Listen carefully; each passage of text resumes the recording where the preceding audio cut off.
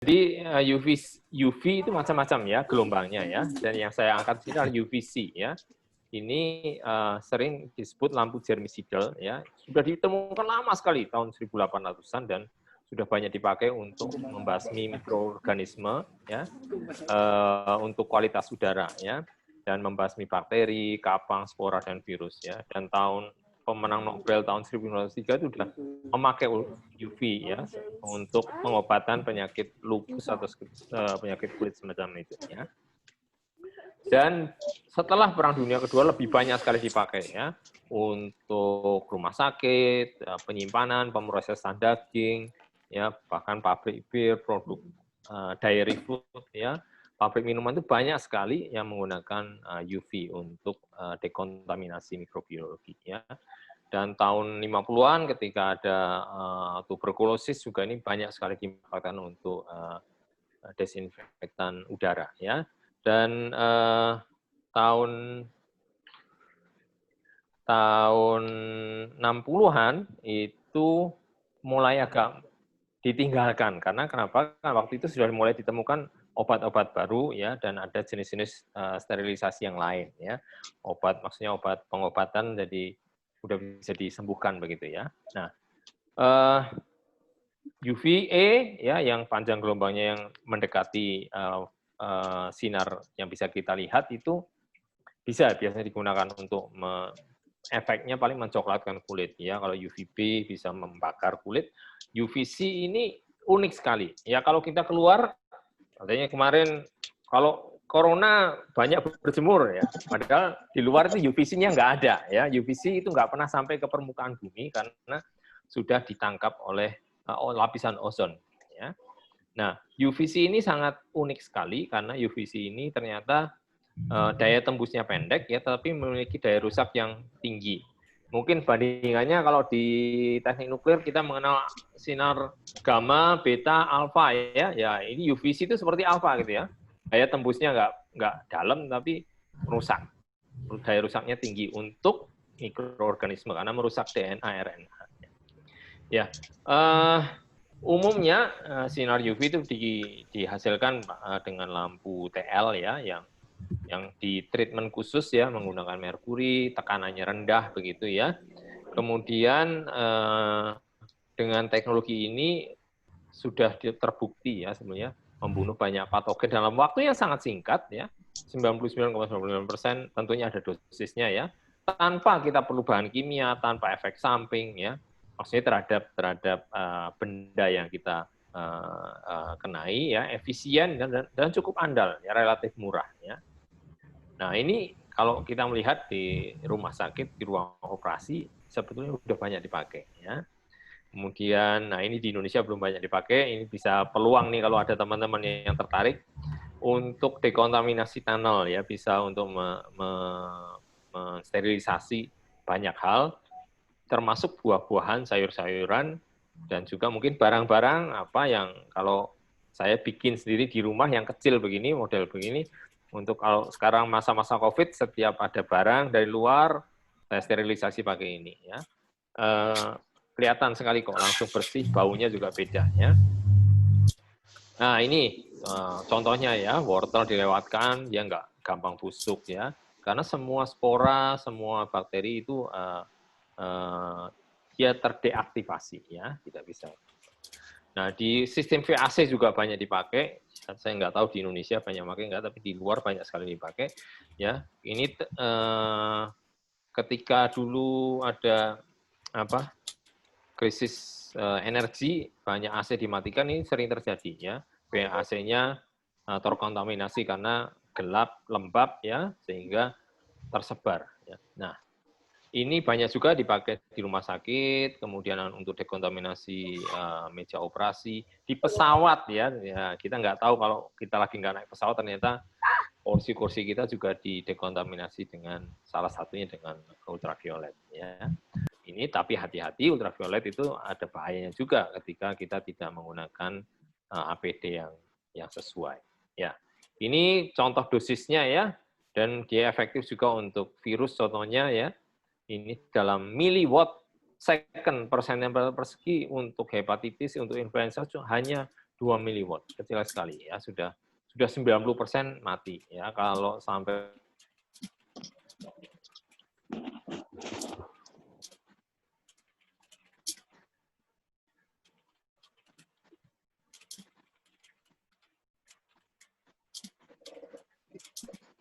putus-putus ini Pak Kris.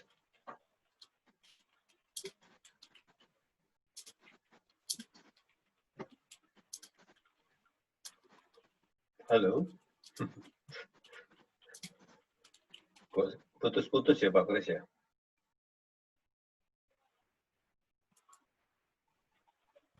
Saya malah tidak kedengaran sama sekali. Iya, nggak kedengaran.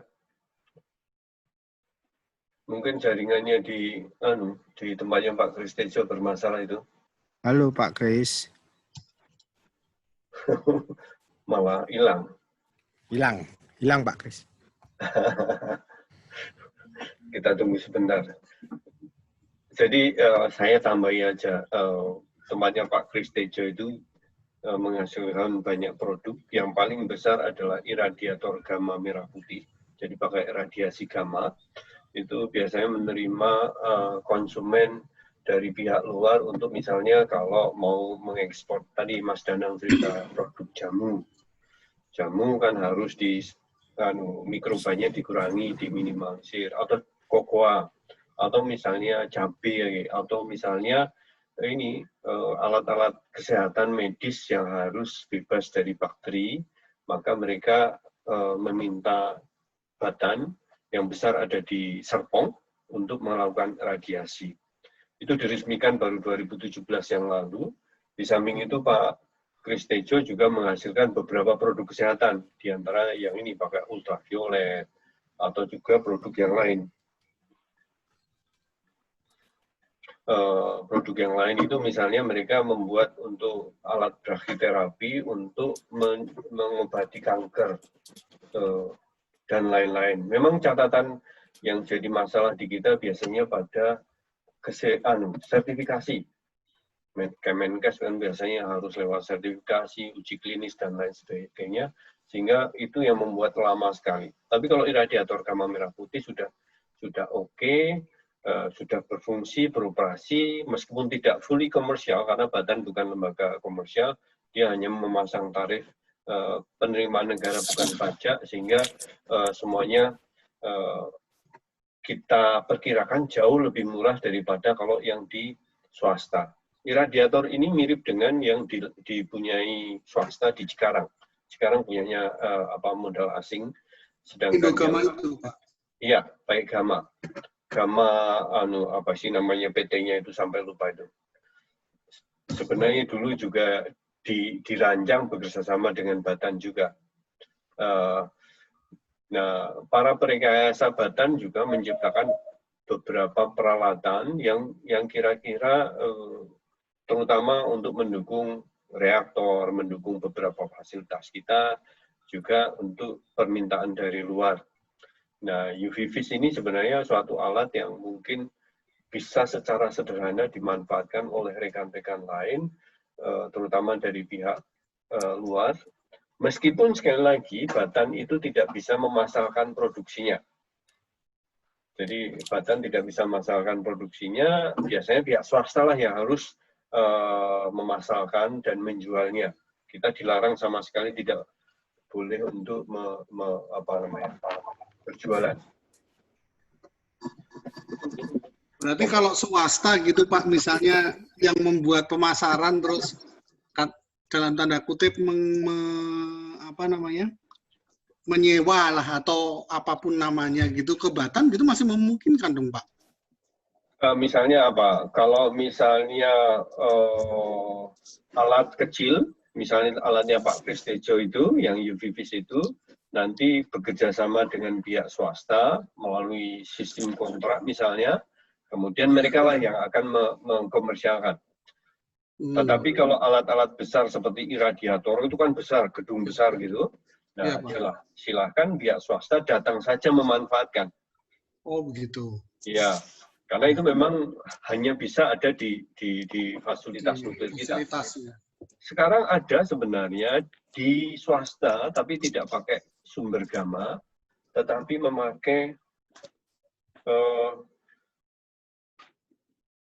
memakai ini elektron beam namanya. Elektron beam itu jadi bukan radiasi, pakai listrik, sistemnya seperti X-ray, nanti memancarkan suatu gelombang, itu dibikin di Surabaya oleh Pak Yudi Utomo Imarjoko. Alumni Teknik Nuklir angkatan 81 di bawah beliau di bawah koordinasi Pak Eterna.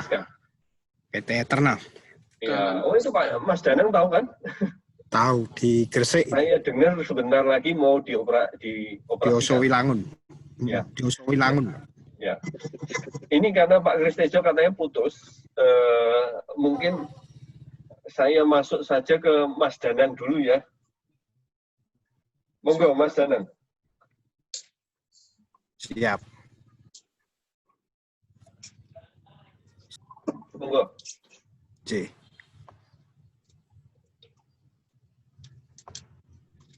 Bentar.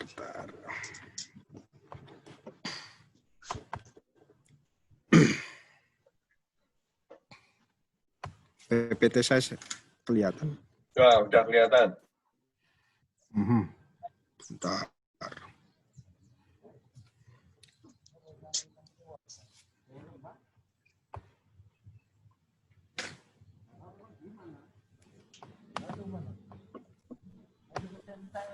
Sebentar. Atau sambil saya cerita nggak apa-apa Mas Danang. Saya itu kan nggak apa-apa. Nah, itu kira-kira produk-produk dari pusatnya Pak Kristejo, sebenarnya produk di Batan juga banyak. Di antara yang tadi saya tawarkan, silakan kalau ada mau memanfaatkan di bidang pertanian, benih padi, dan lain sebagainya. Udah muncul ini, berarti silakan aja, langsung masuk.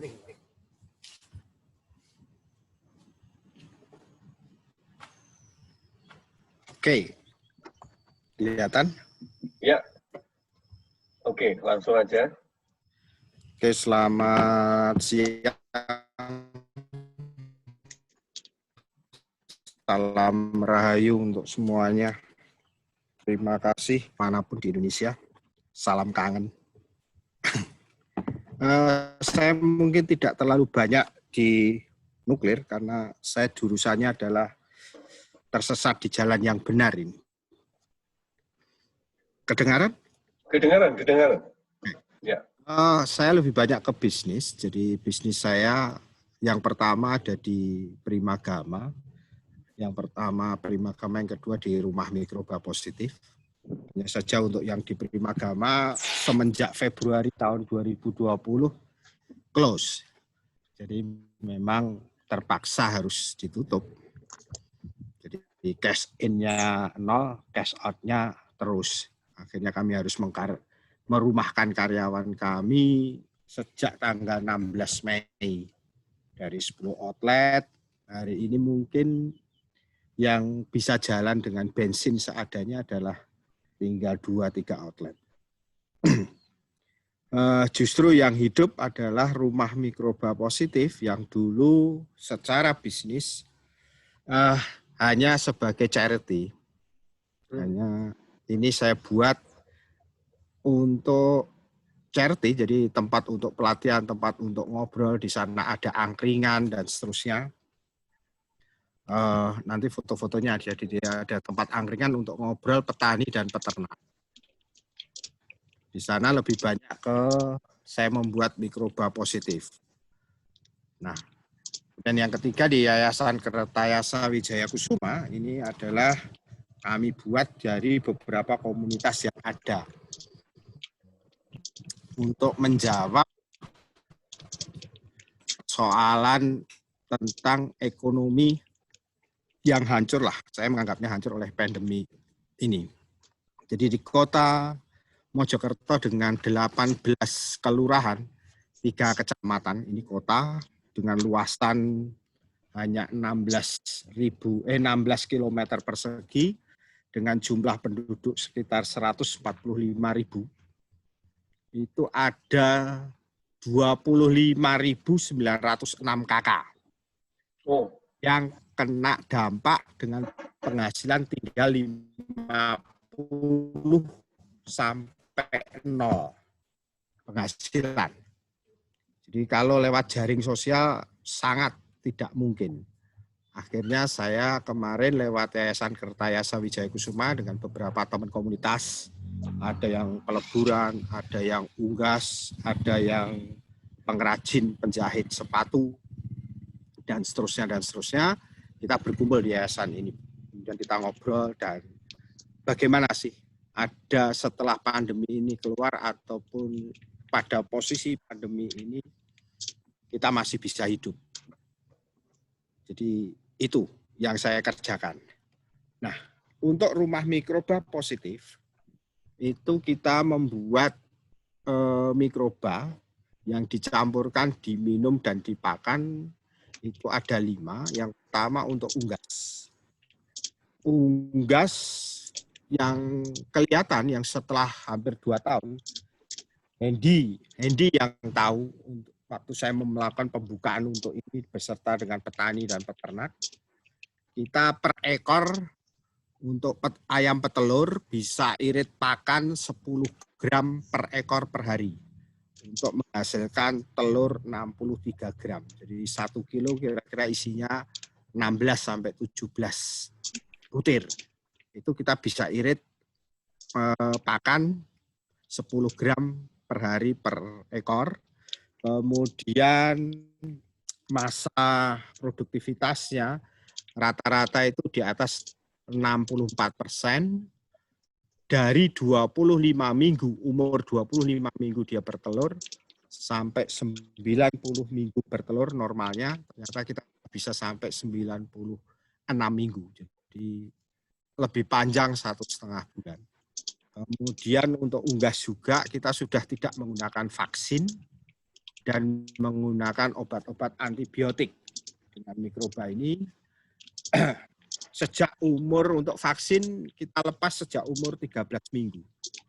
Jadi telurnya lebih sehat, warnanya lebih terang, kemudian putih telurnya lebih kental, kalau ditusuk kemudian tidak pecah dan lebih awet. Jadi mungkin nanti seperti apa supaya telur ini bisa lebih awet, bisa pengiriman lebih jauh. Yang jelas kita lebih awet sekitar 1 minggu sampai dengan 10 hari dari kalau biasa. Begitu juga untuk ikan atau udang yang kita siapkan adalah ada beberapa tambak, ada beberapa kolam, kita yang memperbaiki adalah media airnya. Jadi media airnya kita perbaiki dulu sebelum tebar, akhirnya virus dan bakteri yang tidak berguna itu mati duluan, baru ditebar. Hasil panennya menjadi lebih baik dan lebih cepat. Dagingnya juga lebih bagus. Jadi untuk udang faname size 60. Size 60 itu 1 kilo isi 60. Biasanya tercapai di hari ke-80, kita bisa ada hari ke-60 sampai 70 sudah masuk seritan pertama untuk size 60. Di ruminansi atau yang hewan-hewan berkaki 4, kita bisa ADG 1,5 sampai dengan 2 kg. Jadi ADG itu penambahan berat badan si beratnya ternak, sapi khususnya, itu bisa sampai 1,5 sampai 2 kg. Kalau 1,5 sampai 2 kg, kira-kira petani dapatnya uang sekitar 60 sampai 90 ribu. Dengan harga pakan kisaran 35 sampai 42 ribu per hari. Jadi ada selisih yang dihitung-hitung. Dekomposer kita menolong beberapa RPH, jadi limbah RPH, tempat pemotongan baik ayam, hewan dan seterusnya itu kan biasanya bau dan asal dibuang. Kita bisa mengatasi untuk bau itu berkurang, jadi protes-protes dari warga itu juga berkurang. Dan sekarang kita justru akan mengumpulkan limbah-limbah ini untuk jadi pupuk. Karena baunya kan berkurang dan seterusnya. Nah, yang kelima kita membuat pupuk cair dari beberapa limbah yang ada, termasuk untuk limbah-limbah di pasar. Itu bentuknya pupuk cair maupun untuk pupuk granul. Jadi dibuat granul kita belum bisa membeli alat ya. Jadi pakai tampah itu puter. Gitu. Kalau granul begitu. Jadi masih skala kecil-kecilan, jadi masih coba-coba lah. Kira-kira gitu. Kalau yang di rumah mikroba lebih banyak di pertanian dan di peternakan. Nah, sekarang yang ada di yayasan yang kami tidak bekerja sendiri. Ini sekarang ini kita mengerjakan ada kampung mapan, kampung mandiri pangan di perkotaan. Jadi kita coba keprihatinan pertama kali kenapa kami membentuk kampung mapan adalah bantuan jaring sosial yang dilakukan oleh Pemda itu seringnya berupa Indomie, kecap, minyak, kemudian ya roti, kue kering, dan seterusnya. Jadi makanan-makanan yang tidak dibeli di kampung itu. Jadi 70% lah itu dari produksi di perkotaan, tidak di kampung situ. Jadi seolah-olah dibantu hari itu sebetulnya nilai ekonomi, perputaran uang ekonominya tidak terjadi di yang dibantu, tetapi justru di Jakarta yang punya pabriknya Indomie dan seterusnya dan seterusnya. Nah ini yang kemudian kita coba untuk ubah, mungkin konsepnya seperti yang di Jakarta, seperti bantuan bentuk centelan dan seterusnya. Tapi kita inginnya ada ikan, sumber protein, ada telur, kemudian ada sayur mayur yang bisa dipanen bareng. Mereka bisa dirasakan bareng-bareng, dibagi bareng-bareng. Itu di kampung mapan, belum sampai pada tingkat bisnisnya. Kemudian kita juga melakukan beberapa pelatihan untuk teman-teman yang putus PHK. Jadi kemarin karena hand sanitizer, hand soap, masker, FS, face shield itu cukup keras, cukup laku. Kita coba membuat pelatihan-pelatihan itu kemarin. Dan mereka bisa memproduksi sendiri. Hanya sayangnya kalau kita harus menjual ke pemerintah daerah harus seperti ada izin Kemenkes, izin edar, izin produksi. Yang kita punya labda sebetulnya. Di daerah-daerah itu punya laboratorium, tetapi tidak bisa untuk sertifikasi. Padahal kalau menggunakan lab-lab yang ada di rumah sakit, lab yang ada di kota itu sebetulnya sudah cukup. Kemudian bisa dijual di masyarakat. Tetapi birokrasi yang tidak memungkinkan untuk itu. Nah itu yang terjadi. Sekarang kita membuat masker. Masker juga kita buat. Dan sebetulnya cek labnya gampang, di labda bisa dengan. Tapi karena didaftar untuk izin itu tidak ada, kita tidak bisa. Nah, ini kadang-kadang yang harus mungkin nanti teman-teman yang di pejabat-pejabat Badan Tenaga Atom Nasional mungkin bisa menolong ini. Karena bagi saat ini yang punya uang ya negara, bukan di masyarakat. Nah, tapi kalau harus semua izin edar, izin ini dan seterusnya kan ya mesti yang menang siapa. Itu. Nah, itu termasuk produk-produk yang kita buat. Kemarin juga kita coba untuk bekerja sama dengan teman-teman yang di teknologi pangan, teman-teman UGM juga, untuk membuat UKM dan IMKM untuk makanan-makanan olahan. Mungkin tidak bisa tahan lama, hanya 3 hari, tapi bagi kami sudah cukup. Termasuk tempe berkarakter. Nanti saya ceritakan untuk tempe berkarakter itu, biasanya tempe itu kan wungkul begitu. Ini buat dilubangi sebetulnya, tetapi berkarakter. Secara bentuk sama, tapi sebetulnya ada pengurangan secara volume. Tapi orang kan tidak terasa. Lucu bentuknya itu salah satu yang sekarang ini kita buat. Teman-teman di belakang, mungkin di belakang masih ada cetakannya, nanti bisa diambilkan teman-teman. Nah ini yang kampung mapan.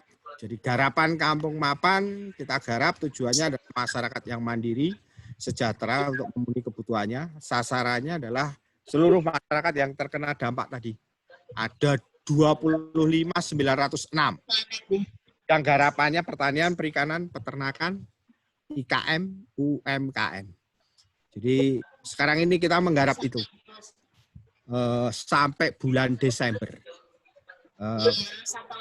Saya akan membantu Pemda. Jadi dari mencari uangnya, programnya, itu kita cari dari CSR saja. Jadi Pemda hanya memfasilitasi saya untuk tempat, sama kalau kita mengumpulkan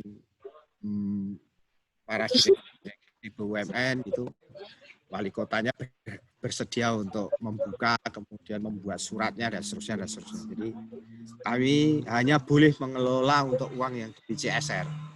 Untuk APBD dan APBN itu dikelola oleh pihak Pemda, dalam hal ini dinas, kepala-kepala dinas.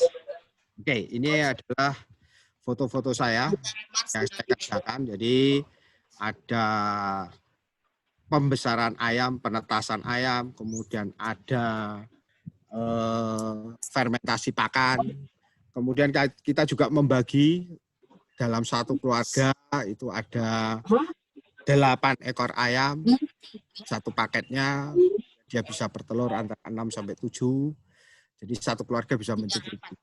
Kalau yang lain itu ada di rumah mikroba positif, termasuk teman-teman yang berinvestasi, kemudian saya dampingi. Ada 12.000 populasi yang ada untuk ayam petelur. Jadi itu.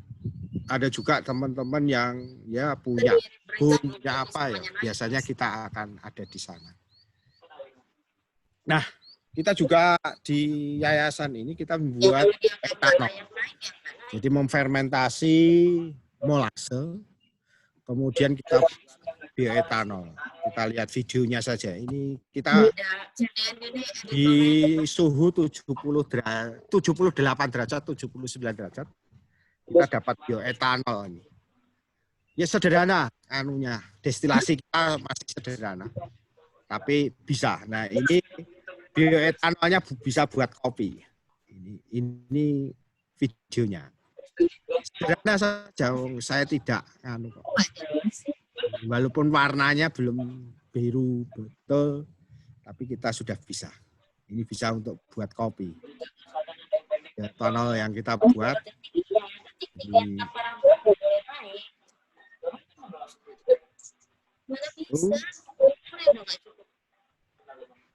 Nah, harapan saya ini hanya untuk jaga-jaga saja. Tapi lebih banyak bioetanol yang kita pakai. Itu jurnalis maksimal itu 29. Bioetanol yang kita buat sebetulnya karena kelangkaan alkohol yang ada di pasaran cukup tinggi harganya mereka.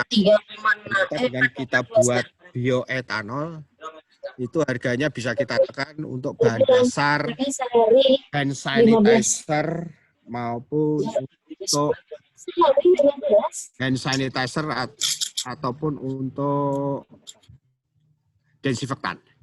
Jadi termasuk untuk hand soap bahan dasarnya.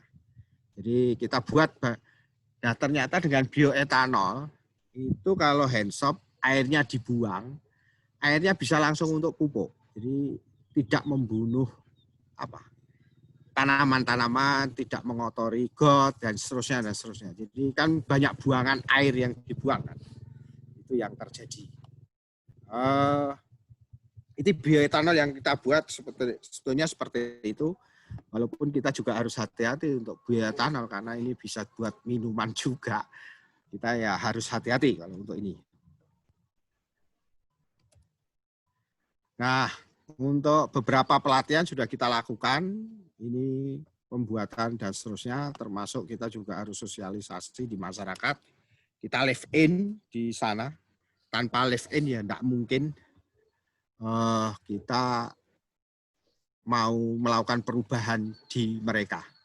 Jadi saya hanya disediakan gedung, disediakan tempatnya, tetapi saya harapkan sampai dengan Desember kita sudah bisa mandiri, termasuk saya. Artinya di teman-teman yang di Yayasan Kertayasa ini sudah bisa secara bisnis, bisa membuat jaringan bisnisnya bersama masyarakat. Kita selalu slogannya kalau masuk surga ya bareng-bareng gitu, jangan sendirian. Itu biasanya guyonan kita. Nah ini produk-produk kita yang beberapa sudah keluar izinnya. Ada masker, yang sekarang ini dalam jumlah terbatas, kemudian sudah bisa masuk di puskesmas, kemudian di rumah sakit, tapi masih di Mojokerto. Ada hand sanitizer juga, kemudian ada kita buat sekarang ini dirancang dengan teman-teman mahasiswa alat makan yang bisa dibawa kemana-mana nanti. Jadi ada sedotan, ada dari stainless steel.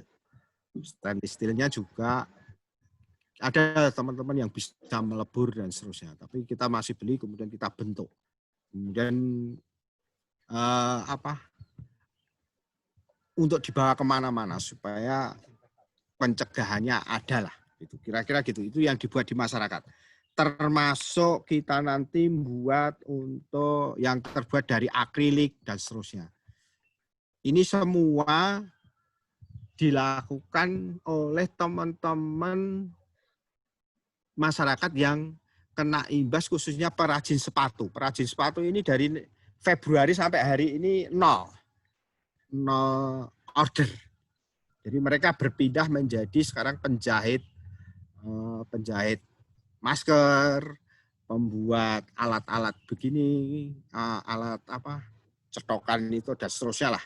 Intinya seperti itu, termasuk velvet dan seterusnya. Jadi kami memberikan order bagi mereka adalah merubah dari tukang jahit sepatu jadi tukang jahit masker, kira-kira begitu. Itu yang kita lakukan bersama dengan teman-teman yang ada di sini. Nah, ini juga produk-produk kita yang tadi, ini yang lucu ini adalah tempe, yang tadi saya ceritakan. Ini adalah tempe berkarakter. Jadi kalau bulat kemudian terisi semua kan padat. Itu kan bahan bakunya menjadi lebih banyak. Jadi sebetulnya ini agak nipu-nipu dikit tetapi lucu gitu. Supaya kalau nanti harga kedelai itu naik dan seterusnya, tempe kita masih bentuknya sama rekah gitu. Walaupun tengahnya bolong. Jadi secara ekonomis mereka dapat laba lebih banyak dan lebih lucu kalau digoreng kan kelihatan lebih lucu gitu. Terus kemudian ada beberapa yang menjual angkringan, tetapi angkringannya lebih banyak ke arah jamu, di jamuan. Ini mesin destilasi kita, ini face shield kita, mesin destilasinya sederhana, yang dibuat oleh teman-teman yang ahli ini, bukan saya. Jadi saya hanya bagaimana hasil bioetanolnya bisa dijual, kalau saya hanya itu. Itu kira-kira itu. Nah, sebagai penutupnya yaitu tadi. Kita nanti akan seperti apa dan seterusnya. Pada dasarnya kalau saya lebih banyak, mari kita bekerja di masyarakat, mari turun ke masyarakat. Teknologi sekualitas apapun, tetapi kalau masyarakat tidak bisa menggunakannya, ya bagi saya enggak asik gitu.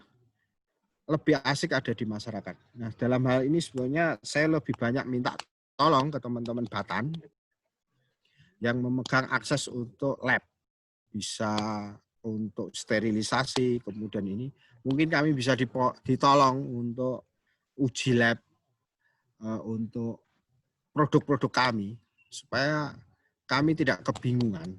Karena kalau terus terang kalau semua harus dibayar di depan, masyarakat dalam keadaan seperti ini kan tidak mungkin.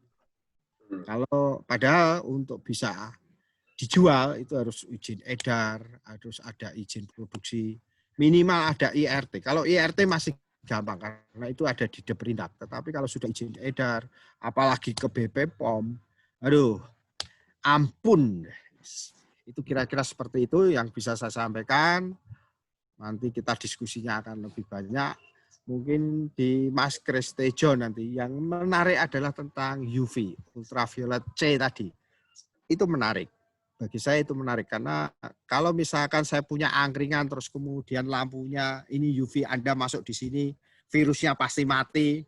Kemudian tak kasih minum kunyit, jahe, Anda pasti tidak akan pernah sakit flu atau apa. Itu kan hal yang menarik, bisa di hal yang sederhana, tetapi di angkringan, di pasar misalkan, pasar ini ada UV bentuk C yang bisa begini gitu.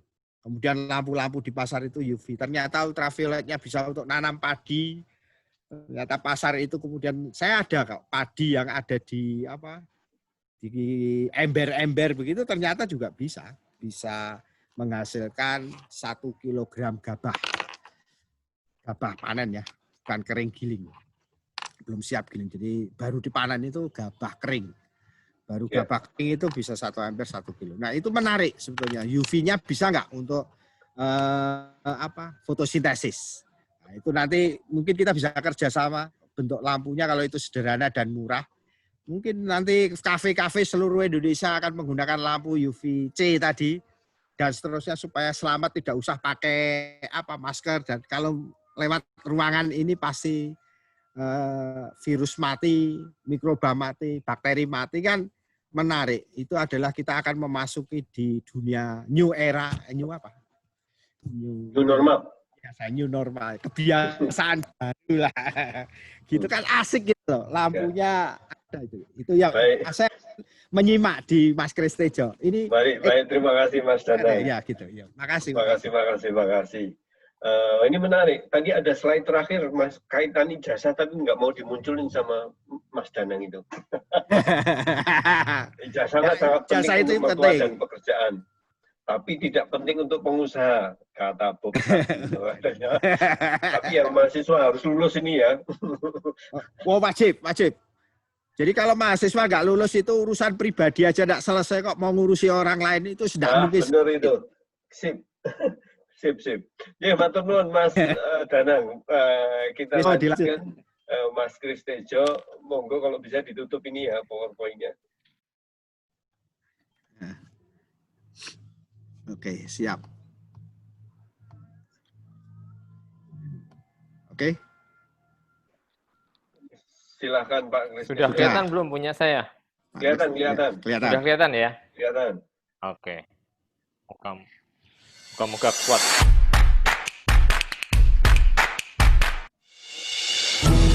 Bentar, sorry. Suaranya kelihatan nggak tadi? Suaranya nggak kelihatan. Suaranya nggak kelihatan. Oke. Oh sorry, betul. Suaranya nggak kelihatan, betul. Berarti mendengarkan dengan baik. Oke ya, dilanjut ya. Oke. Di penghujung tahun 2019, dunia dikejutkan dengan adanya sebuah virus baru yang pertama kali ditemukan di kota Wuhan, China. Bahkan WHO resmi menyatakan virus ini sebagai pandemi global. Virus ini merupakan coronavirus jenis baru yang menyebabkan penyakit COVID-19 atau Coronavirus Disease 19. COVID-19 merupakan penyakit infeksi virus pada saluran pernapasan yang berakibat fatal seperti SARS dan MERS.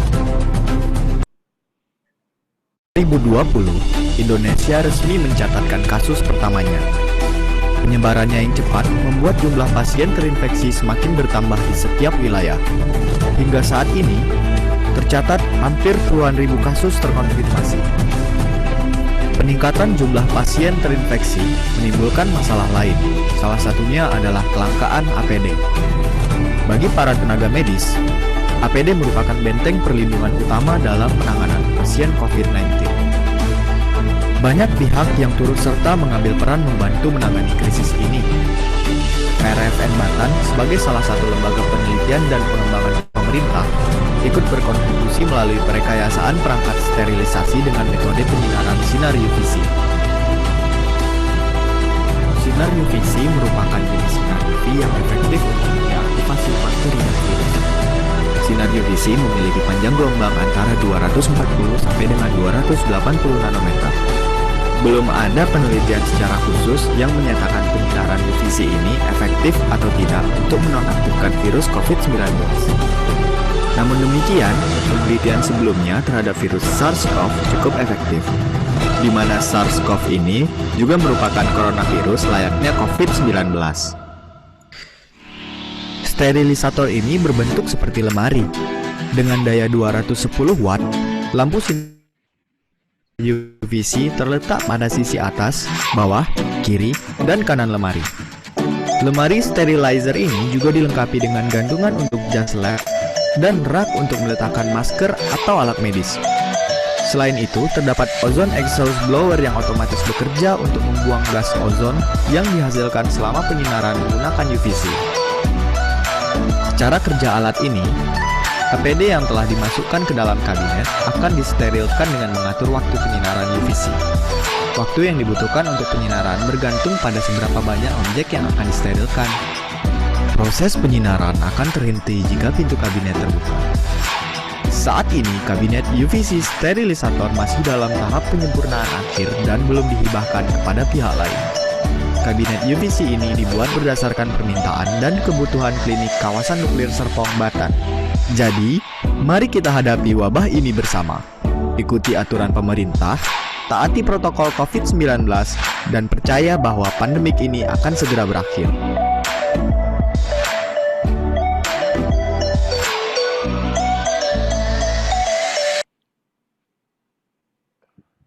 Ya, itu alat pertama kami yang kami kembangkan. Ya.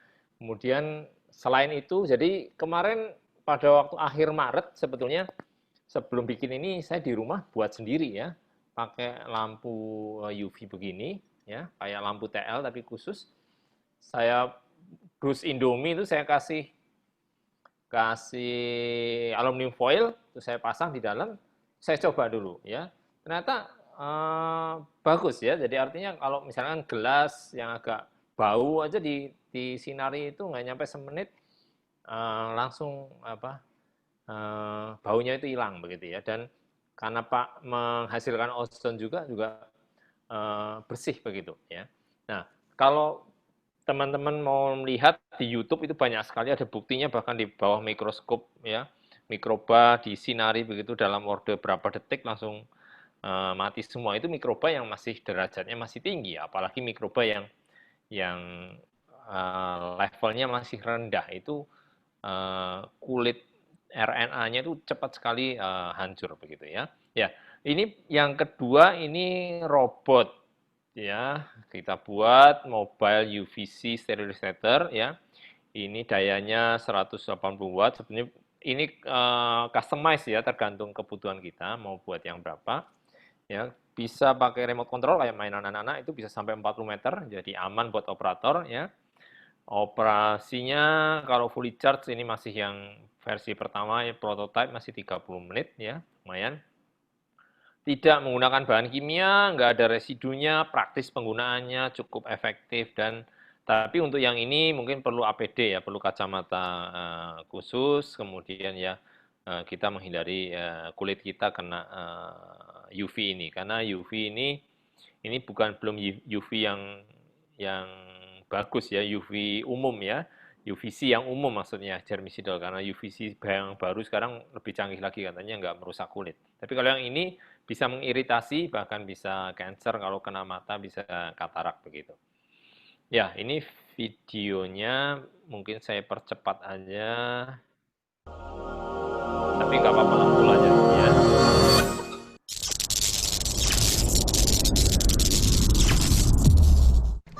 Tahun 2020, WHO resmi menetapkan COVID-19 sebagai pandemi. Ini artinya, saat ini kita semua punya satu musuh yang sama.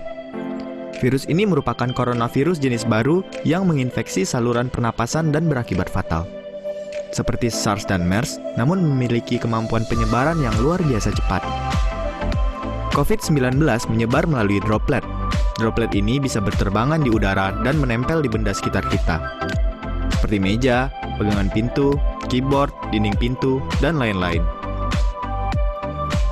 Menjaga kebersihan diri dengan rutin mencuci tangan dan mengenakan masker merupakan langkah utama pencegahan.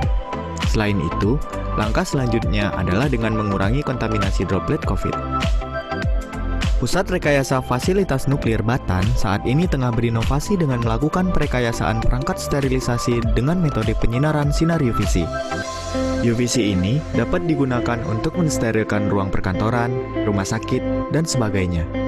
Berbeda dengan UVC kabinet sterilisator, kali ini sterilisator berbentuk robot UVC mobile. Sinar UVC merupakan jenis sinar UV yang efektif untuk mendeaktivasi bakteri dan virus. Sinar UVC memiliki panjang gelombang antara 240 sampai dengan 280 nanometer. Belum ada penelitian secara khusus yang menyatakan penyinaran UVC ini efektif atau tidak untuk menonaktifkan virus COVID-19. Namun demikian, penelitian sebelumnya terhadap virus SARS-CoV cukup efektif, di mana SARS-CoV ini juga merupakan coronavirus layaknya COVID-19. UVC Mobile menggunakan sistem kendali remote control. Sterilisator ini dibuat mobile agar dapat menjangkau semua area dan permukaan benda padat, sehingga dapat mengurangi resiko petugas dekontaminasi terinfeksi virus ini. Di dalam area tertutup, UVC Mobile ini dapat dioperasikan dalam jarak maksimum 30 hingga 40 meter. Sterilisasi dengan menggunakan mobile UVC ini efektif untuk area 30 hingga 40 meter persegi. Langkah pengoperasiannya sebagai berikut. Pastikan operator menggunakan APD yang memadai. Robot UVC diletakkan di ruangan yang akan disterilisasi. Pastikan tidak ada orang lain di ruangan tersebut. Jalankan robot menggunakan remote control.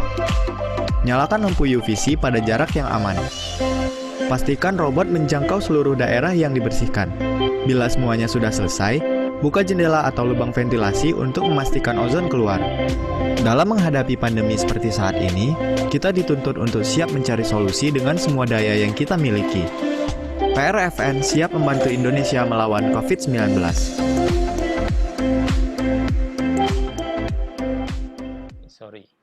Sorry, belum selesai tadi saya. Ya, tinggal sedikit lagi slide-nya. Ya, ini pengembangan selanjutnya ya. Sebetulnya kita pengen sekarang ada lampu UV yang lebih baru, cuman kita belum dapat ini, yaitu yang far UVC ya. Ini panjang gelombangnya lebih pendek ya, 222, tapi mungkin agak lebih mahal ya. Tapi hebatnya far UVC ini diyakini sudah dicoba sih, sekarang lagi di Amerika lagi dicoba gencar sekali, tidak merusak kulit dan mata manusia, dan bahkan di sana udah dicoba ya, orang masuk tangannya nggak cuci tangan pakai desinfektan kayak gini, tapi ada cahaya terus tangannya digini-ginikan aja, udah masuk gitu. Cuman sayangnya ini kita belum dapat ya alatnya yang lampu yang jenis baru ini, yang panjang gelombangnya khusus 222 nanometer dan sudah terbukti juga dia efektif ya, tapi aman untuk manusia. Ya. Kemudian ini tantangannya ini terkait dengan sertifikasi ya, kita belum ada ya. Kemudian izin edar saya udah coba kontak ke BPFK ya, yang kepala pusatnya saya hubungi, mereka ternyata tidak punya alat untuk ngetes ini begitu ya, tapi kita sudah bermitra juga, kebetulan kita ada mitra produsennya yang biasa memproduksi alat-alat kesehatan kita. Dia ternyata udah punya pengalaman memproduksi. Untuk alat-alat jenis ini sebetulnya nggak terlalu sulit izinnya, karena cukup diuji di Scovindo aja cukup ya. Paling uji EMC, uji kelistrikan begitu. Bisa kita lakukan ya, kita punya pengalaman juga menguji alat-alat kita ya. Tantangan berikutnya ya biasa ya, di dalam hilirisasi produk litbang ini mungkin secara umum ya kita masih punya kendala juga terkait dengan kemitraan dengan dunia usaha, tetapi sekarang kayaknya hambatan-hambatan ini harus kita atasi dengan networking ya. Ini salah satunya. Terima kasih hari ini kita bisa ketemu teman-teman, kita mungkin bisa melakukan kemitraan di masa mendatang ya. Nah, ini report yang terbaru ya, bahwa far UVC itu yang jenis yang baru itu bahkan sudah dicoba di tikus berbulan-bulan, tikusnya nggak terganggu kesehatannya ya.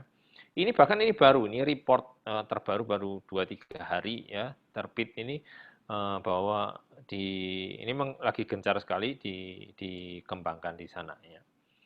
Nah, ini kalau yang konvensional dia itu bisa tembusnya agak banyak sehingga bisa merusak kulit, bahkan bisa menyebabkan kanker. Tetapi kalau far UVC itu hanya pendek sekali tapi daya rusaknya sama begitu. Ya, lesson learn dari itu semua, ternyata inovasi itu nggak mesti canggih ya.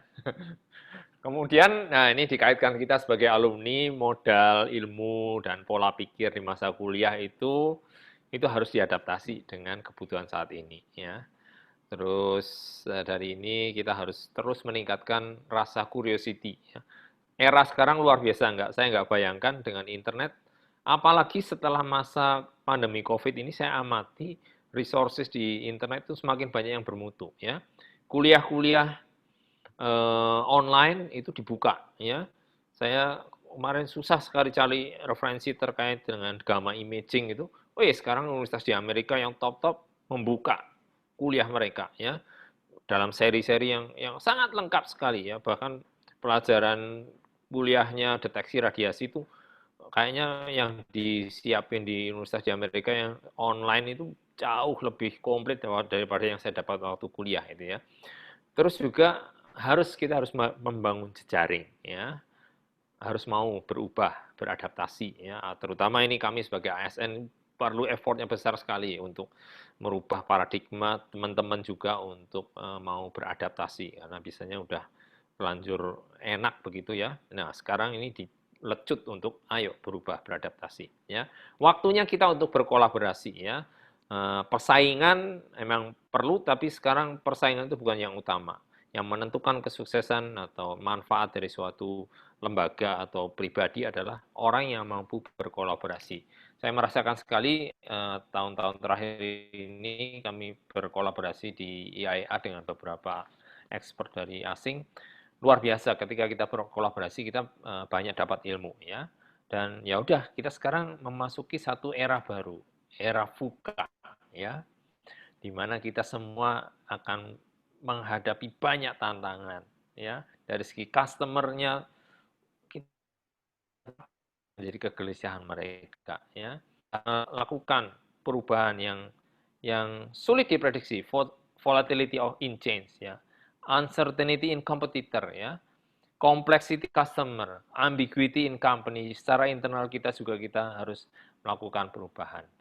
Ya, itu mungkin yang bisa saya share, mungkin kelihatan sederhana, tapi semoga apa yang kami bagikan ini bisa menginspirasi teman-teman. Kita nanti bisa diskusi apa sebetulnya yang bisa kita lakukan untuk bangsa tercinta kita ini. Ya, terakhir, ada yang masih bisa baca ini? Matur nuwun. Terima kasih Pak Jarod. Terima kasih Pak Kris. Ada beberapa pertanyaan ini. Jadi ada dari Mas Krido, Mas Franciscus, dan Mas Eko Budiono. Ya, dari Mas Krido itu tanya pertama ke Pak Kris nih. Lampu UVC ini bisa diperoleh secara bebas atau tidak? Kira-kira gimana Pak Kris Tejo? Mungkin alatnya ini bisa ya, bebas Pak. Kalau yang ya. Ini sebetulnya umum, ya. Anda lihat ke Tokopedia udah banyak sekali yang jual, ya. Kita nggak sadar aja kalau kita minum air aqua isi ulang, ya, yang no brand itu nggak dimasak loh. Ya, nggak digodok itu kan. Nah, itu pakai lampu kayak gini tuh.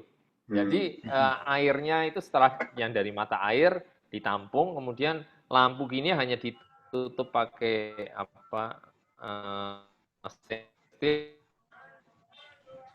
kan begitu. Cuman lampunya dayanya lebih gede, ya, mungkin 60 watt begitu.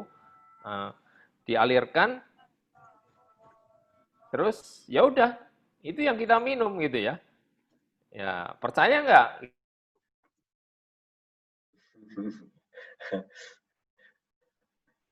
Ini putus-putus ini, keputus ini Pak Kris. Halo. Yang buatan Jepang yang harganya yang agak bagus itu yang ada yang Philips, ada yang merek Jepang itu kalau yang 10 watt sekarang harganya naik. Waktu akhir Maret itu cuma dijual 150.000, sekarang udah 200-an, hampir 220.000 ya. Tapi yang buatan Cina murah. Cina murah. Ini contohnya ini yang 15 watt ini. Itu yang panjang gelombang berapa, Mas? Ya, 150.000. Yang 220. Ya, ini sekitar 200. Enggak, yang ini yang umum, Pak, yang 253. Jadi ya spektrumnya masih agak lebar, jadi hati-hati, maksudnya jangan kena kulit langsung, jangan kena mata gitu ya. Jadi kalau di rumah saya bikin pakai kotak Indomie pertama ya, lapisin aluminium foil dipasangin gini, ya dilobangin. Nah, terus sekarang udah beli pakai plastik yang bagus, ya. Itu berasa kok begitu dihidupin. Kalau yang UV germicidal ini kacanya khusus, Pak. Kacanya quartz ya, beda sama lampu biasa. Nah, apa bedanya sama UV yang buat ngecek duit itu? Beda ya. Yang buat ngecek duit itu nggak bisa buat germicidal karena dia itu gelombangnya agak tinggi ya. Kalau ini kena uang berpendar. Nah, tapi kalau yang UVC ini kena duit itu enggak pendarannya sedikit sekali ya, beda ya, efeknya beda ya. Kemudian itu oke, jadi di pasaran ada ya, dan sekarang udah laku keras gitu ya, semenjak ini udah banyak orang tahu, banyak orang beli, bikin sendiri begitu ya. Bahkan yang untuk sterilisasi ruang di S Hardware udah dijual itu ya. Kemarin saya lihat yang dayanya 20 watt itu dijual 500.000 juta. Cuman lampu ya. Cuman masalahnya banyak orang tidak tahu bahayanya begitu ya. Jadi hati-hati ya. Itu kalau dibuka terbuka untuk ya, kalau saya bersihin kamar tidur saya ya saya pasang gini, ada seorang elektronik ya bikin timer sendiri 15 menit gitu. Saya pasang di atas tempat tidur, udah itu dijamin itu semua kutu-kutu apa kapang jamur itu berasa sekali, langsung bersih gitu, udaranya juga bersih. Cuman ingat berapa menit, Mas? Berapa menit kalau untuk ruangan saya sekitar 15 menit dengan lampu yang kecil ya. Tapi kalau untuk kotak yang itu efektif saya biasanya nggak nyampe 1 menit sudah oke lah kalau yang di kotak yang kecil karena volumenya kan kecil ya, jadi apa? Maaf ya Pak, kalau bedanya sama microwave gitu Mas Kris? Oh beda, tadi kan dilihat panjang gelombangnya beda. Kalau microwave itu kan daya tembusnya dalam dan dia mengocok atom supaya bergetar panas, efeknya cuma panas aja. Tapi kalau ini itu tidak nembus dalam ya, hanya di permukaan. Jadi artinya ini cocok dengan droplet ya. Orang kena droplet kan nggak mungkin nyerap gitu ya, paling jatuhnya di permukaan luar. Nah, persis kalau saya masukin kalau belum bagus ya set A, set B gitu, putar lagi terus bersih begitu. Siap. Itu kira-kira. Ya baik Pak Kristejo, ini ada pertanyaan untuk Mas Danang ini terkait harga produk-produk binaannya Mas Danang ini murah enggak? Ini pertanyaan dari Pak Krido lagi, ini kayaknya mau ini, gimana mau Mas Danang? Kalau saya, halo kedengeran ya? Dengar. Okay. Untuk masker medis, jadi bukan kain ya. Kalau masker kain itu harganya hanya sekitar 2.000-an. Satu. Yang biasa dijual oleh teman-teman di pinggir dan seterusnya itu sudah diselika, sudah disterilisasi pakai desinfektan. Saya belajar banyak desinfektan untuk herbal dari Mbak Arihana, alumni nuklir juga kalau nggak salah 88 kalau nggak salah. Mbak Arihana. Saya lebih banyak belajar dari sana, kemudian kita setrika pakai bahan itu, gitu. Mereka ambil dari pengrajin itu sekitar 2.000 sampai 2.500, mereka jual biasanya sekitar 3.000, di eceran 5.000-an. Kalau untuk medis itu kita jual satunya 2.500, harus belinya satu kotak, tidak bisa eceran. Satu kotak itu isinya 50 biji, tapi sekarang ini kita menunggu surat izin edar, izin produksinya sudah, tinggal izin edarnya. Tinggal cek labnya. Karena kalau di Sukovindo mahal. Kemarin dihitung habisnya 25 sampai 35 juta. Bangkrut ini.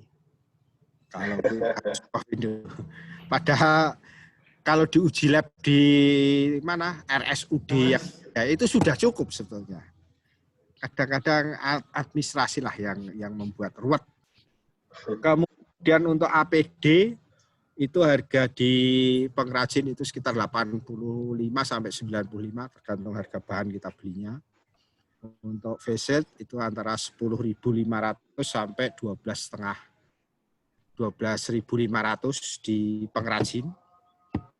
Kemudian untuk hand soap itu 1 liter hand soap yang pakai bioetanol itu harganya sekitar kemarin kita jual sekitar 9.000 sampai 11.000 isi saja. karena botolnya yang mahal, botol pompanya yang mahal.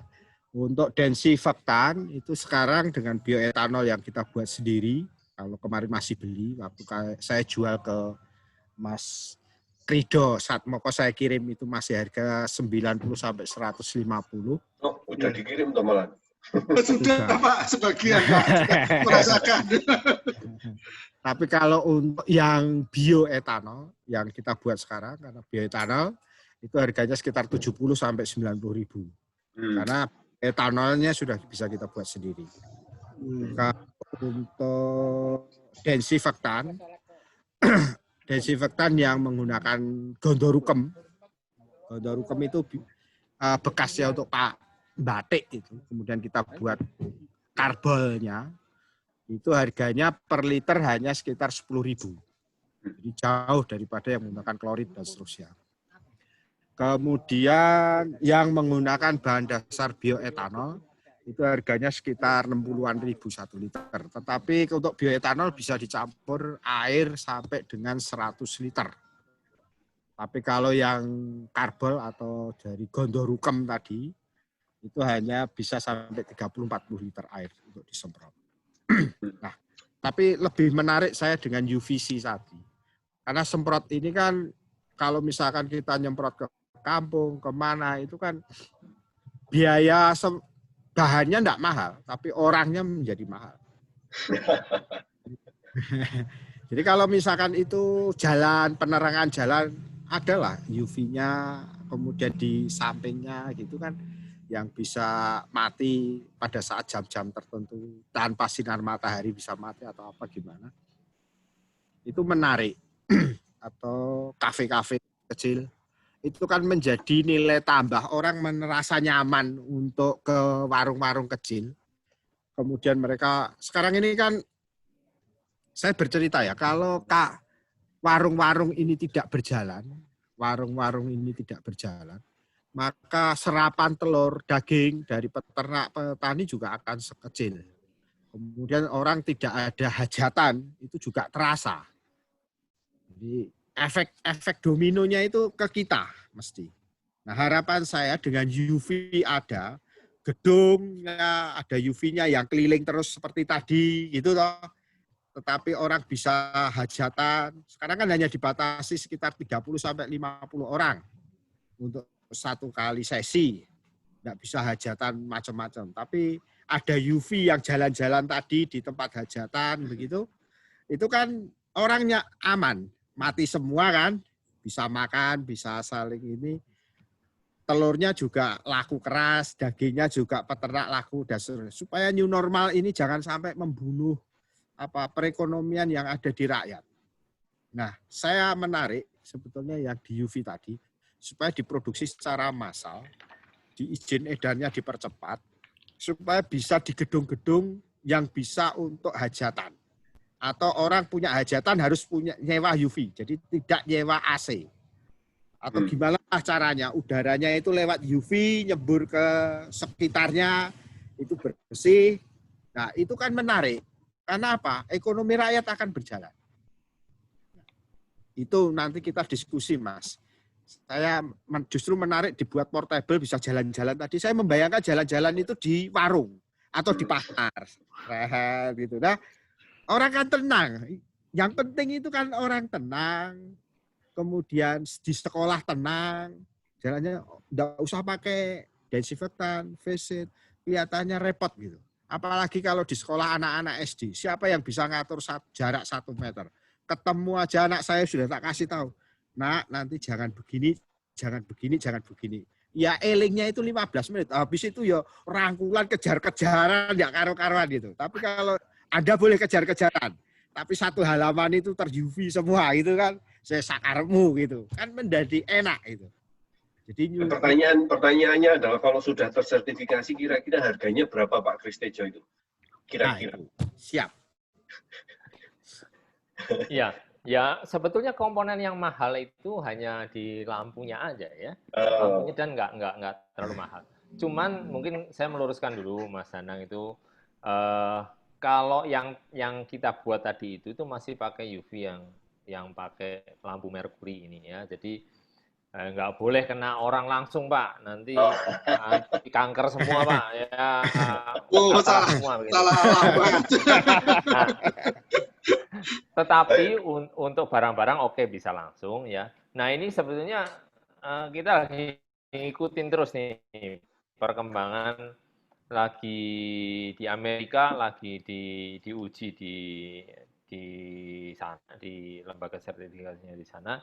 Kalau sampai sudah bisa keluar lampunya itu ya sertifikasi sana boleh. Tapi udah dipakai sih katanya di sana, cuman memang sertifikasinya cukup lama betul ya.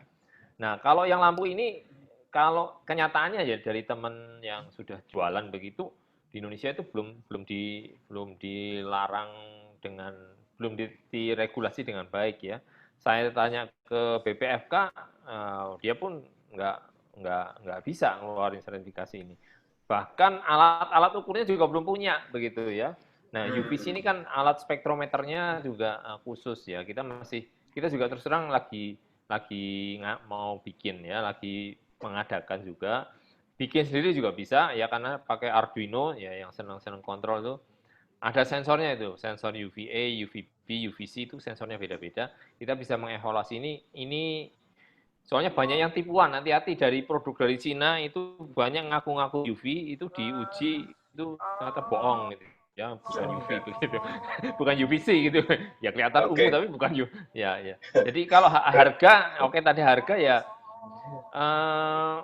misalkan yang robot itu ya kalau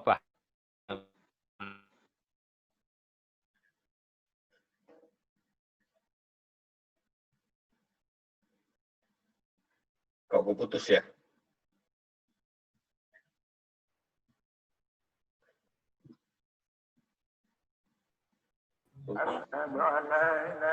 Halo? Halo? Ya. Tadi keputus Pak Kris, berapa? Ya. Kemudian ada beberapa pertanyaan, gimana Pak Jarod, mau langsung ya, kemudian dijawab, ini berarti pertanyaan berikutnya, kaitan berarti untuk sementara selama yang panjang gelombang 2222 nanometer itu belum keluar, itu berarti belum bisa menggantikan untuk alat sterilisasi yang sekarang sering dipakai secara massal itu ya? Oh, kalau untuk sterilisasi yang ini sudah bisa, Pak. Oh, sudah bisa ya. Tetapi untuk barang, Pak, ya. Untuk, ya, artinya bukan untuk orang. Ya. Mana-mana kan suka disemprot gitu kan itu. Ya, kalau mau untuk orang ya gantian tadi. Orangnya suruh keluar dulu, dibersihkan. Ya, tapi dalam masa new normal ini kan itu sesuatu yang penting juga ya. Ketika perkantoran tidak dipakai, rumah sakit lagi ada jam-jam tertentu itu dijalanin ya. Ya nggak usah yang canggih-canggih dulu, yang sederhana kalau itu berfungsi efektif ya susah dikit lah, tapi yang penting selamat gitu. Baik. Kerdus Indomie itu ya Pak ya. Sertifikasi belum bisa ya oleh BPMK Kemenkes ya? Belum Pak. Belum bisa. Nah sekarang pertanyaan ada dari tadi Pak Eko Budiono nanya masalah uji sertifikasi. Mas ini menyatakan bagaimana kita tahu sensornya, adakah sensor yang menyatakan oh ini efektif, oh ini tidak, ini berapa kira-kira bakteri atau virus terbunuh itu? Ada alat ukurnya nggak? Ya ada alat ukurnya ya, yaitu pakai yang sensor UVC, nanti berapa. Kemudian tadi kan saya tampilkan dosis ya, itu dosis itu sudah standar ya. Oh, gitu. Ya. Kita ngikutin aja ya, kalau ini kira-kira beda kok ya. Lampu UV ini begitu dinyalain, nanti nyala berapa? 20 detik aja ya. Itu baunya beda. Ada kayak bau gosong-gosong itu di sekitar ini. Setelah dimatikan ya tentunya ya. Bahwa udara di sekitarnya itu juga satu juga dia membentuk ozon juga. Ya ozon juga bagus sekali untuk matiin virus.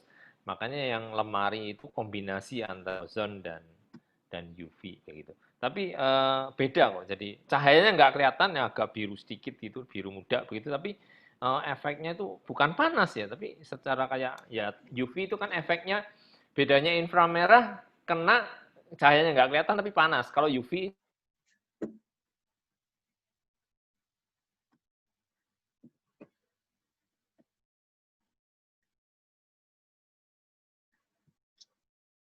Putus-putus.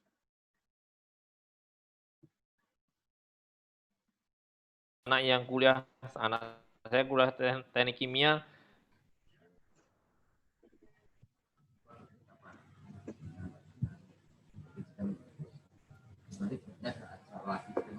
Putus-putus ya. ya mungkin yang UVC 222 itu di pasaran sudah ada yang jual juga itu. Oh, Di Amerika sana teman, nggak tahu di Indonesia belum. ya, ya. Kalau Pertanyaan- pesen di Alibaba kayaknya sudah ada. Ya. Oh, ya, ya. Oke. IP gitu ya mungkin ya Mas. 220 nano. Nah, pertanyaan berikutnya adalah, ini berarti dari kedua belah pihak, dari Mas Danang maupun Pak Kristejo itu, apakah kalau Mas Danang kayaknya sudah bisa memasarkan tanpa harus perlu uji sertifikasi itu kayaknya ya. Kalau Pak Kristejo kan masih nunggu nih. Gimana kalau Mas Danang? Oh, saya nekat. Oh, dekat. Wet dia juga. Banyak pertanyaan itu. Enggak lah. Nah, mau gimana? Kadang-kadang prosesnya kan kita mau masukkan datanya semua, kemudian sudah ada notifikasi untuk bayar. Untuk izin edar satu item aja, masker bisa, itu habis 13 juta. Oh, Produksi dan mahal. Itu ke pemerintah pada. Nah kalau semuanya, kadang-kadang kita ini gimana ya? Rakyat bisa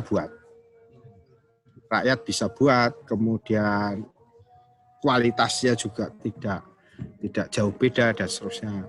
Seperti yang disarankan, kemudian rakyat juga butuh yang murah dan seterusnya. Tapi pada saat kita harus mentaati semuanya, tidak semudah yang kita bayangkan.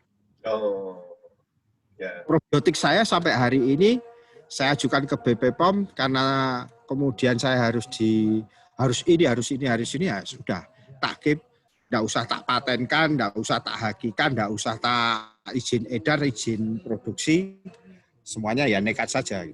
Tapi itu tadi akhirnya saya harus mendampingi, bisa menjual secara bebas. Untuk kalangan sendiri kemudian istilahnya adalah pendampingan lah, itu kira-kira gitu. Monggo nek Mas Kristejo kan tidak berani nekat, ASN kok nekat ya.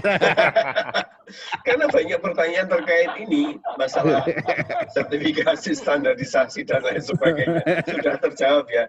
Tapi memang kadang-kadang masyarakat sendiri kan tidak sabar kan, menunggu proses yang berlarut-larut, berbiaya besar, padahal sudah sangat dibutuhkan dan lain sebagainya. Ini menjadi catatan dan penyakit kita, birokrasinya sangat panjang ya.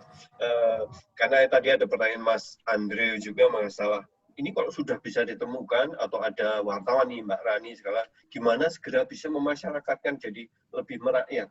Rupanya agak sulitnya adalah siapa mitra kita, swasta kalau untuk Pak Kristejo, kemudian masalah sertifikasi, izin produksi massal dan lain sebagainya. Nah, ini ada pertanyaan juga dari Mas Harfid Benaya Putra. Untuk standarisasi nasional atau standarisasi apapun, apakah bisa akan dipercayakan ke Batan atau Bapeten? Ini Pak Kristejo mungkin ini. Tapi kan nggak ada nuklirnya ini, bukan radiasi nuklir ini. Ya. Ya ini untuk pengetahuan kita semua ya. Jadi kalau di Indonesia untuk standarisasi otoritasnya ada di BSN, Badan Standarisasi Nasional, yang biasanya instansi terkait yang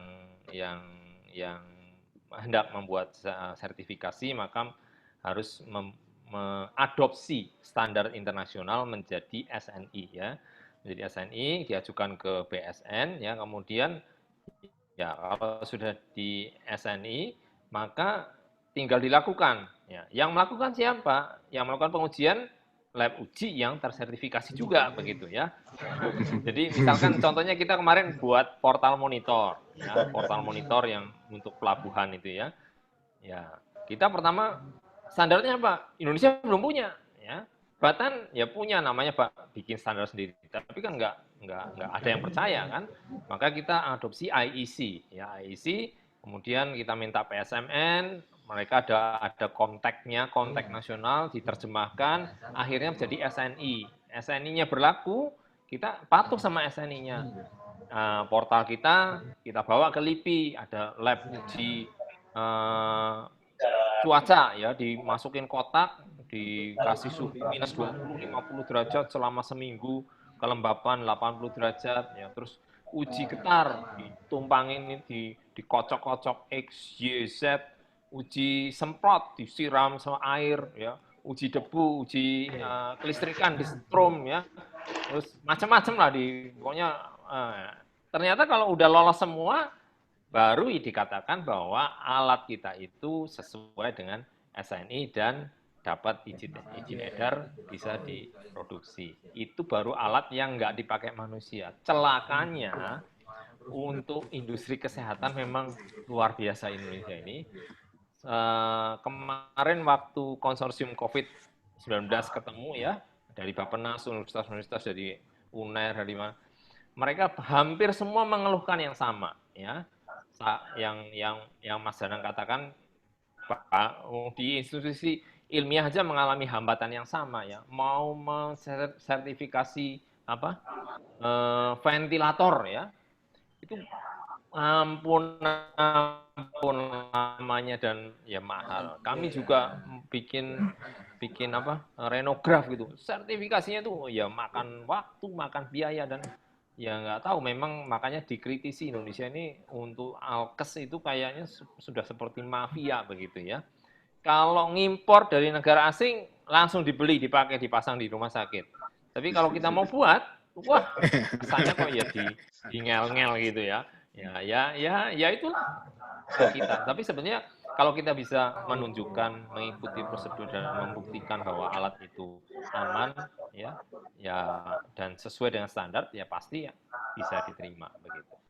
Itu yang menyebabkan sebenarnya alat yang impor itu harganya mahal, karena ya, tapi mungkin kalau di luar negeri ditolongi, pemerintah itu membantu bagaimana supaya produk dalam negeri itu bisa tersertifikasi, dibantu. Kalau di Indonesia ya mungkin dibiarin aja ya, malah mungkin kesannya ngel-ngel begitu. Baik Pak Kristejo. Nah, ini mungkin kalau ada yang langsung mau berinteraksi, monggo bertanya langsung, biasanya Mas Grido atau Mas Eko atau yang lain, langsung silakan.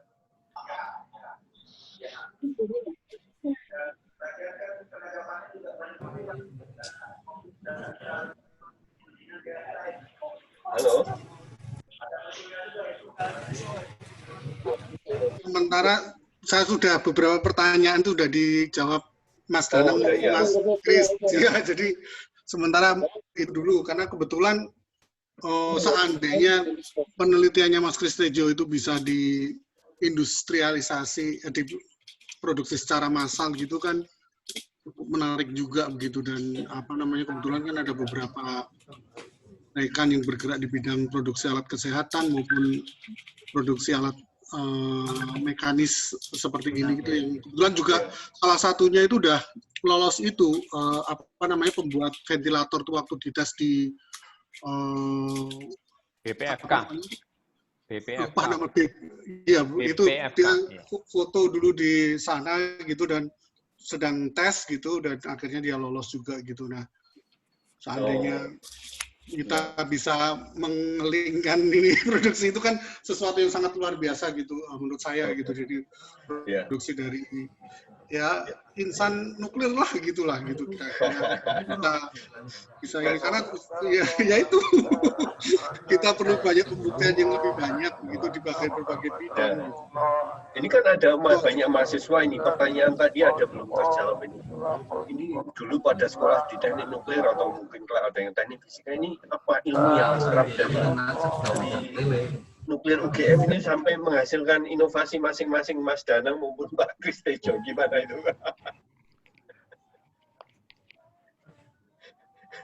Silahkan Mas Danang dulu. Wah, yang menarik. Bentar, tadi kok tempat saya agak hang. Kelihatan tempat. Halo? Iya, kelihatan. Kelihatan udah. Oke. Gini. Kalau saya sih pertamanya kan tentor ya. Kemudian ada kebosanan lah mengajar dan seterusnya. Kemudian apa yang dicaritikan dan kemudian ketemu dengan teman-teman ya akhirnya mengingat kembali logika aja. Dan kita pengen bantu orang, charity lah lebih banyak. Hendy yang banyak ngasih masukan untuk saya jadi bekerja itu ya ono charity ini lah nang gitu. Dia selalu bilang. Ya dari situlah kemudian saya mendirikan rumah mikroba itu, kemudian saya bisa istilahnya mengembangbiakkan, kemudian bisa menaikkan turun strength, kemudian ini dipakai untuk apa dan seterusnya ya baca buku, dari buku-buku itu kemudian sebetulnya gampang lah. Itu hanya saja karena ilmu saya tidak terlalu dalam di pertanian, di peternakan gitu, jadi keberanian untuk mencoba lebih banyak. Jadi kadang-kadang kalau banyak tahu malah nggak berani nyoba. Berarti ilmu yang didapat itu keberanian selama di nuklir ya itu? Keberanian untuk mencoba dan lebih rigid biasanya teman. Gitu. Kalau ini yang yang teman-teman biasanya lihat itu adalah ada tidak dipikirkan secara umum, saya justru berpikir. Baik. Lubang-lubang itu yang sering itu untuk mahasiswa. Gitu. Ya, mungkin ini bagus ini ada courage, ada semangat untuk berani kan menerobos beberapa hal yang mungkin sudah terlalu klasik, tapi Mas Danang ini benar-benar jiwa entrepreneurnya luar biasa ini. Nah, sekarang saya nanya ke Pak Kristejo, ini kan mirip dengan saya. Kalau Pak Kristejo itu sekolah, terus masuk Batam, sekolah lagi keluar negeri, gimana Pak Kristejo? nggak muncul. Halo.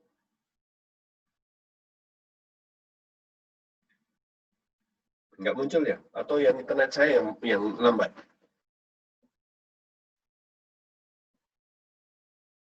Halo? Mas? Ya, siap. Mas Kris yang nggak ada. Pak Kristejo-nya. Sambil jalan ini, Pak Kristejo belum keluar ya? Belum, masih. Ini ada wartawati itu, Mbak Rani Supusena. Kayaknya tertarik untuk nanya ke Mas Danang. Silakan Mbak Rani. Mood-nya di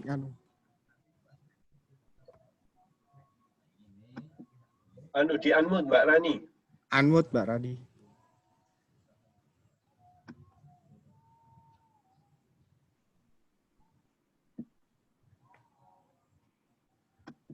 Halo, karena beliau WA ke saya ingin kontak langsung kepada Mas Danang. Mungkin diketik aja Pak. Beliau bisa diketik aja kali. Audionya lagi rusak. Nanti mau jabri sendiri karena. Pak Kristejo, udah muncul?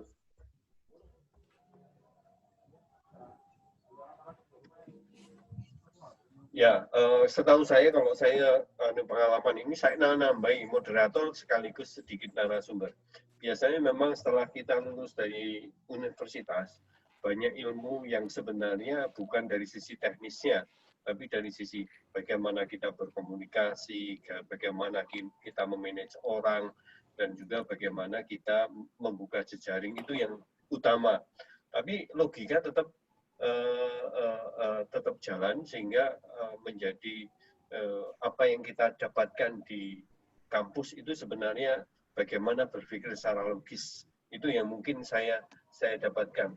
Ini ada pertanyaan dari Pak Hendy kepada Pak Kristejo sebenarnya. Apakah produk PPNR, PRFN itu pemasarannya Inuki? Tidak, Pak. Mungkin saya jawab membantu Pak Kristejo ini. Kebetulan Pak Kristejo. Jadi sebagai contoh beberapa produk-produk Batan itu bekerja sama dengan pihak swasta lain di luar Inuki. Kalau Inuki mampu pun sebenarnya bisa. Jawabannya tidak ada kewajiban bahwa Batan atau PRFN itu langsung menggunakan Inuki sebagai corong keluar. Idealnya seharusnya PT Inuki. Dulu kan didirikan itu Inuki, PT Industri Nuklir Indonesia untuk sebagai corong keluarnya komersialisasi. Sayangnya itu tidak mesti dan mereka sendiri punya bisnis yang berbeda. Nah, ini untuk menjawab pertanyaannya Pak Kristejo, Pak Hendy. Halo Pak Kristejo.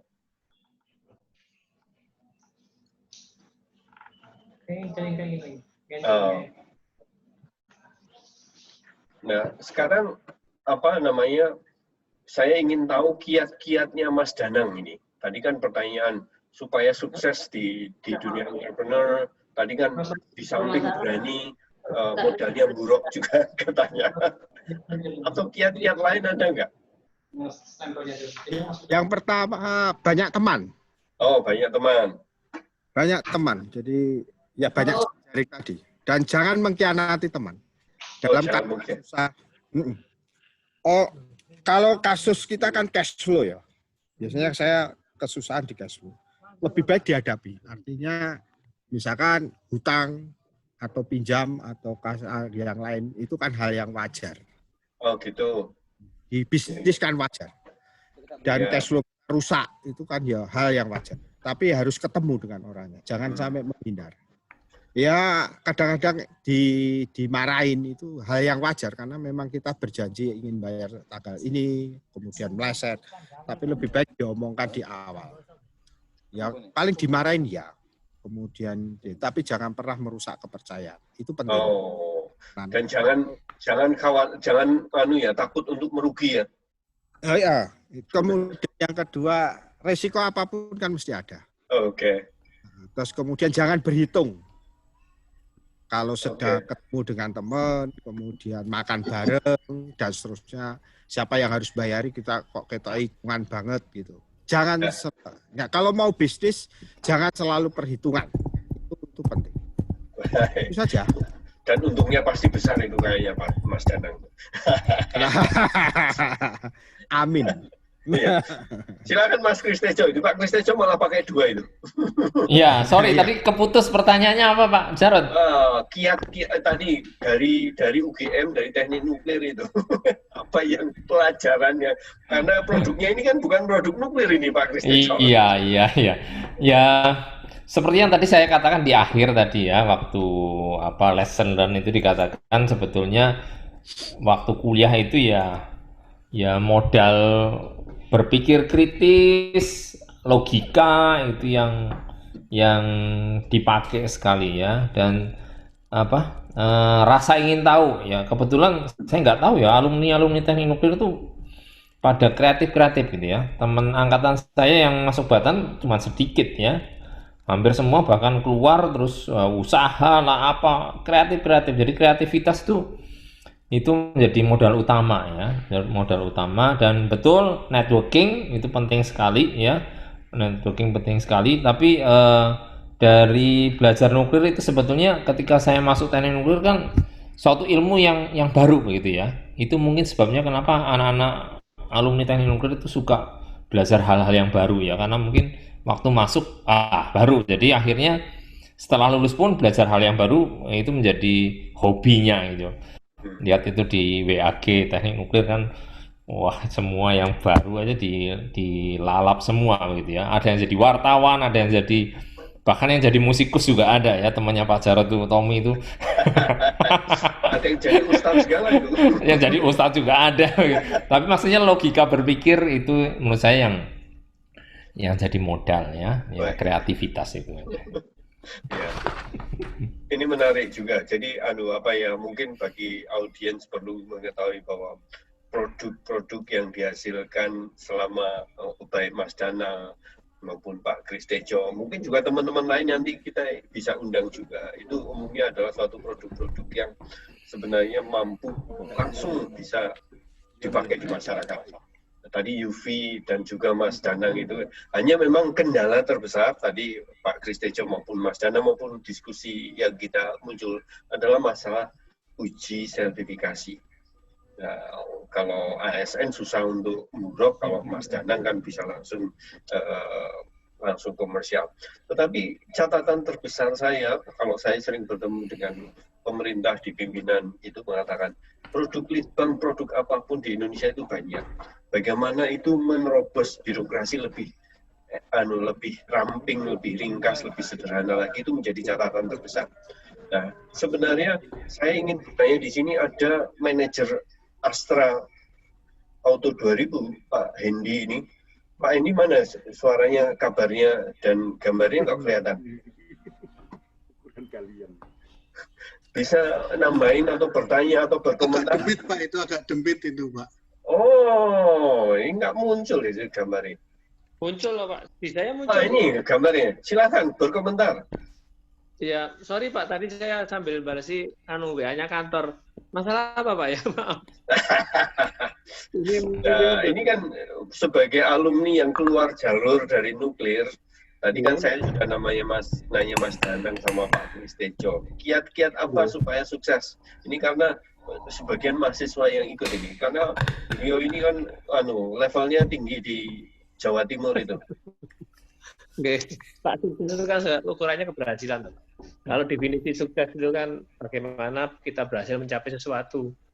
Nah, yang jadi masalah itu dalam kehidupan sosial, mencapai sesuatu itu orang-orang karena ambisius, jadi menghalalkan segala cara. Sehingga saya itu berprinsip lebih penting menjadi orang baik daripada orang sukses. Karena kalau sukses itu bisa dengan kerja keras tentu saja Pak. Adversity vision. Kan ada kecerdasan intelektual, ada kecerdasan emosional, satu lagi EQ itu ya. EQ kecerdasan tahan banting. Nah, misalnya teman-teman yang sukses itu pasti tahan banting. Jatuh, hancur, bangkit kembali. Jatuh, hancur, bangkit kembali. Itu pasti orang sukses. Betul nggak? Masalahnya orang mengejar kesuksesan sampai lupa mencari kebahagiaan itu Pak. Jadi sebenarnya bahagianya itu.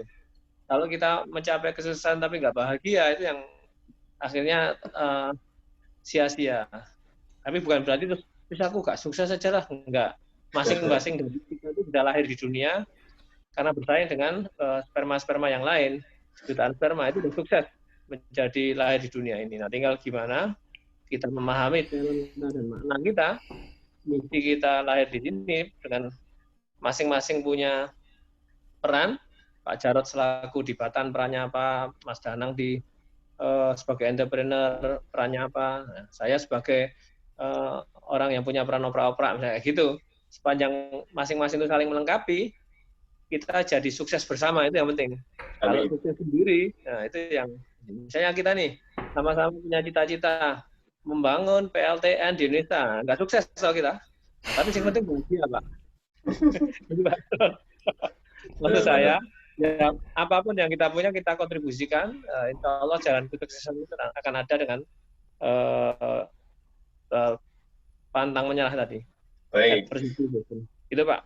Ini berarti seri berikutnya kita undang narasumber ya Pak Hendy ini, kiat-kiat sebagai marketer ini. Ya, tiap minggu ada Pak Jarod, ada webinar di kantor. Ini hari ini ada 3 undangan saya, jadi salah satunya Nubul. Ya, ini kebetulan sampai malam juga biasanya webinar tetap jalan. Tetapi saya ingin memberi kesempatan yang muda, mahasiswa kalau ada yang bertanya, kebetulan di chatting kok udah muncul-muncul ini. Banyak sekali padahal ini.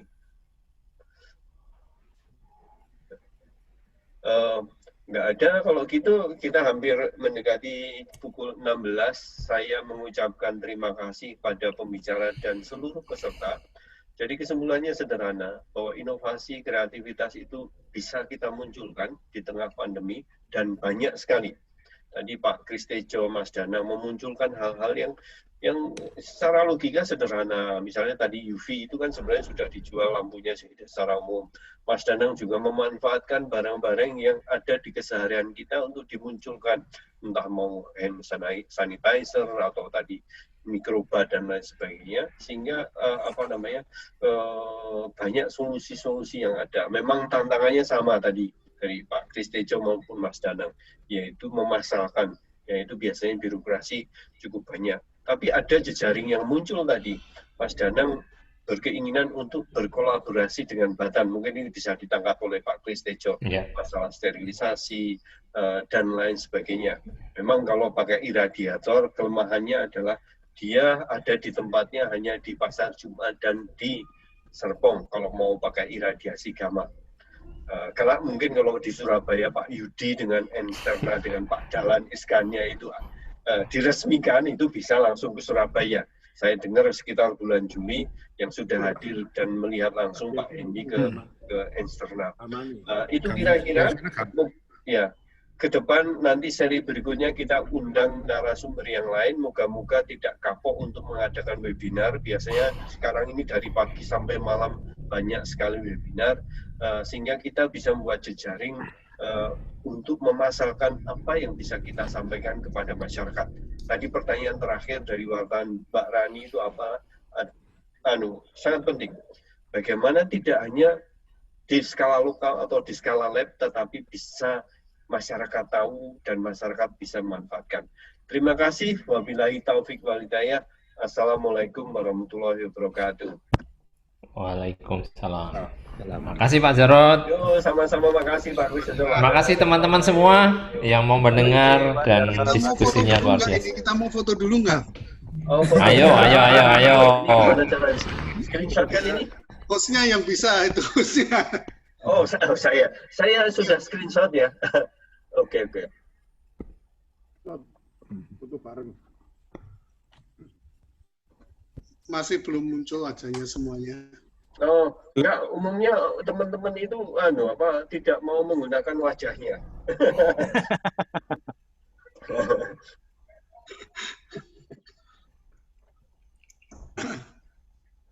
Oke, yuk, terima kasih. Yuk, terima kasih semuanya. Terima kasih semuanya. Semuanya. Yuk, sampai ketemu lagi.